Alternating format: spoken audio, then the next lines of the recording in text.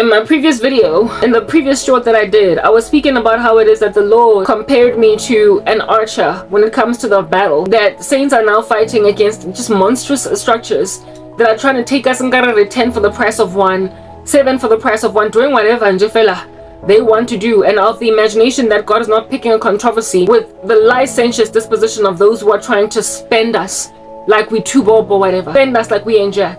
I spoke about how it is that the Lord compared me to an archer, and how it is that archers tended to be the first ones. They tended to be the first ones to mow to the ground an enemy line because they shot arrows from the top, perched, seeing things from a bird's eye view, so that by the time the opposing army breaks their lines and actually enters their city or their camp, they will have eliminated quite a few soldiers on the ground.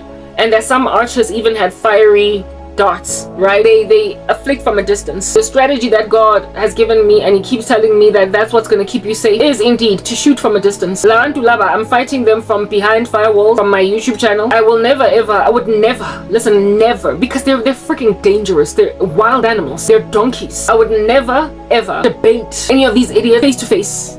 I would never sit opposite a table to them. I would never take their number, neither give them mine. I would never exchange pleasantries on WhatsApp. I would never respond to their emails. I would never respond to their direct messages. Why? Why has the Lord made me an archer? One, because I'm a woman, and so therefore their brawn is mightier than mine. They're too big, they're too Goliath. And secondly, because occult practitioners actually have weaponry to afflict you when you're in close proximity to them.